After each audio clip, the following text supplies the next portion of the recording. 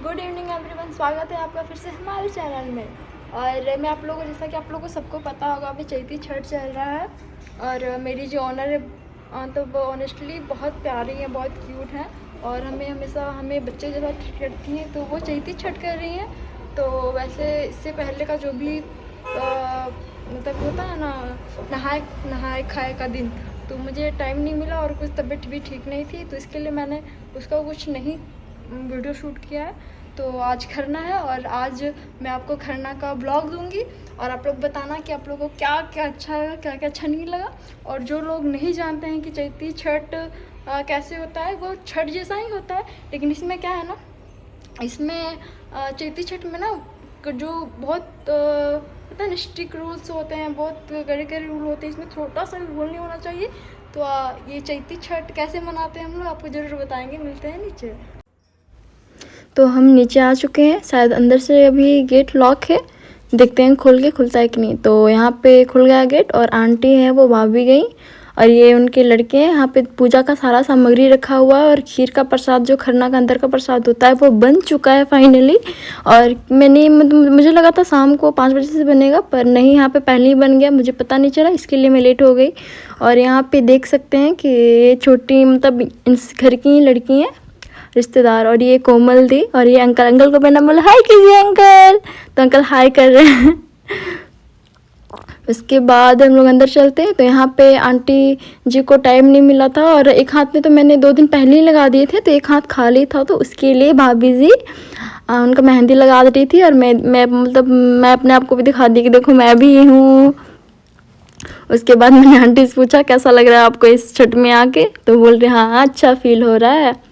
उसके बाद आप लोग देख रहे हैं कि मेहंदी भी लग रहा है। फिर भाभी बोल रही थी कि मैंने जो लगाई थी वो अच्छी नहीं थी, पर ऐसा कुछ नहीं है, मेरी भी मेहंदी अच्छी थी। तो वहाँ पे वैसे ही जो भी क्या नाम है उनका, मुझे याद नहीं है। यहाँ पे छोटी शबी है, हेलो हेलो शबी। ये पूरा मतलब ना पूरा मस्ती के मूड में थी और पूरा बदमाशी कर रही थी मम्मी के, मतलब अपनी मम्मी को ना मेहंदी नहीं लगाने दे रही थी आंटी जी को। तो यहाँ पे देख रहे हैं सारी लड़कियाँ हैं, सब छठ में आई हुई हैं छठ को सेलिब्रेट करने के लिए। और यहाँ पे देखिए खरना का रोटी बन रहा है, जो जिसे दोस्ती रोटी बोलते हैं और दुमुहा रोटी भी बोलते हैं। तो आपके यहाँ छठ में कौन सी पूड़ी बनती है या दोस्ती रोटी बनती है, ज़रूर बताइएगा। और आपके यहाँ छठ में इस रोटी को क्या बोलते हैं। तो यहाँ पे हम लोग फिर से आ गए। ये अपनी मम्मी को मेहंदी नहीं लगाने दे रही थी, तो इसके लिए ऐसे बार बार हम लोग हटा रहे थे, हट जाओ, लगाने दो उसे मेहंदी लगाने। लेकिन ये मम्मी से दूर नहीं होने का नाम नहीं ले रही थी, रो रही थी। और आप लोग सोच रहे होंगे ये जो दीदी हैं ये इस तरह बेसन क्यों, तो ये बेसन और हल्दी मिक्स करके चेहरे पर लगाई है ताकि थोड़ा सा ग्लो करे, छठ में जाएं तो थोड़ा सा चेहरा अच्छा दिखे। इसके लिए आप लोग भी करते हैं, मतलब ऑफिशियली सारी लड़कियां करती है। तो यहाँ पे देख सकते हैं आप लोग, रोटी बन रही है यहाँ पे और कोमल दी बना रही है और मैं सबका ब्लॉगिंग कर रही थी। तो आप लोग देखिए, इसे दोस्ती रोटी बोलते, कैसे इसको बना के फिर ठंडा हो जाता है ना, थोड़ा सा इसे अलग अलग कर दिया जाता है। तो आपके यहाँ कैसे बनता है और क्या क्या बनता है ज़रूर कमेंट में बताइएगा। और यहाँ पे एक आंटी थी बगल की, वो बेल रही थी, कोमल थी बना रही थी। तो छठ में यही प्रसाद बनता है। उसके बाद हम लोग चलते हैं फिर सभी की ओर। सभी यहाँ पे बार गेट के बाहर भाग रही थी, तो उसको देखने के लिए ना एक होता है ना कि पर्सनली आदमी चाहिए इसको खिलाने के लिए, इसको पकड़ने के लिए। बच्चे जानते हैं, बच्चों पे अगर आप ध्यान नहीं दोगे तो वो बदमाशियाँ करने लगेंगे। देख लीजिए जय खेलते खेलते जय जय कर रही थी वो। तो मैंने चुटकी बजाने सिखा रही थी, पर वो बिल्कुल नहीं मान रही थी। और देखिए फिर से हम लोग यहीं पे आ गए। यहाँ पे इस बार मतलब वो आंटी शायद कहीं चली गई, नहीं आंटी यहीं पर है। ये है वही दीदी जिनके मुंह पे आपने बेसन देखा था। तो वो जितनी भी रोटियां बनी हुई थी वो सबको अलग अलग कर रही थी, ताकि क्योंकि ये जॉइंट रोटी है ना, दोस्ती रोटी, तो ये साथ में मतलब ये रोटी का क्या है ना कि ये रोटी जल्दी जल्दी बन जाता है, एक बार में 2 रोटियां बन जाती है, इसके लिए इसे जल्दी के लिए बनाया जाता है। और यहाँ पे इनकी जो सिस्टर है दीकी, यहाँ पे इन लोग इनको चिढ़ा रही थी कि आज कोमल दी ऐसे पहन के ये वो दिस दैट करेंगी और बड़ा ठुमक ठुमक के चलेंगी। तो यहाँ पे सभी आ गई अपने मम्मी के पास। और यहाँ पे मैं आप लोग देख रहे हैं कि सब मतलब तैयारी कर रहा है कि आज क्या पहनना है नहीं पहनना है, सब डिस्कस हो रहा है। और वही सब डिस्कस कर रहे थे, तो मैं बस चुपचाप ब्लॉगिंग कर रही थी। फिर से हम लोग पूजा की तरफ आ गए हैं और आप लोग प्रसाद, पता नहीं प्रसाद बनते मैं रिकॉर्डिंग नहीं कर पाई क्योंकि मुझे पता नहीं था कि यहाँ पे जल्दी बन जाता है। और देख लें सारा पूजा का सामान रखा हुआ है, केला का घौद रखा हुआ है, ये जो भी पतीला होता है ना पीतल का, और थाली पड़ोस पता नहीं क्या क्या बोलते हैं, वो सारा यहाँ पे रखा हुआ है।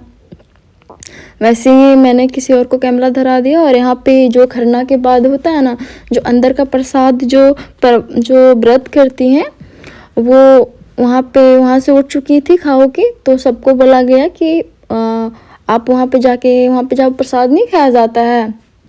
आंटी वहाँ से हट चुकी थी प्रसाद खा के, तो वहाँ पे जाके सबको जाके गोर लगा जा रहा था और सिंदूर किया जा रहा था सुहागिन लोग को। जितनी भी सुहागिन औरतें होती हैं ना, उनको नाक से लेके मांग तक टिका जाता है। और मैं वेट कर रही थी कि कब यहाँ से अंकल और भैया लोग हटेंगे तो मैं भी जाके वहाँ पे गोर लगूंगी। तो आप लोग देख रहे हैं मैं चुपचाप वेट कर रही हूँ कि कब हटे। तो फाइनली मेरा टाइम आ गया, मैं गई और गोर लग लिया मैंने। अब मैं आंटी जी के पास गई क्योंकि ऑब्वियसली अब मैं भी मैरिड हो गई हूँ, तो औरतों के लिए ये नियम या जो भी बोलते हैं ना व्रत का। तो आप लोग देख सकते हैं मेरा यहाँ पे आंटी सिंदूर लगा रही हैं नाक से मांग तक। ये सुहागिन लोग का निशानी होता है। तो आपके यहाँ कैसे नियम होते हैं ज़रूर बताइएगा कमेंट में। ये चूड़ियों में भी लगाने का वो होता है सुहागिन लोगों का। तो मैंने यहाँ आंटी जी को प्रणाम कर लिया है, आप लोग देख रहे हैं। फिर मैंने सोचा कि क्या करूँ, फिर मैंने शायद सब देख रहे हैं यहाँ पे आंटी लोग खड़ी हैं, फिर मैं इसी तरह सबको देख रही थी। सब यहाँ वेट कर रहे थे, प्रसाद खा रहे थे।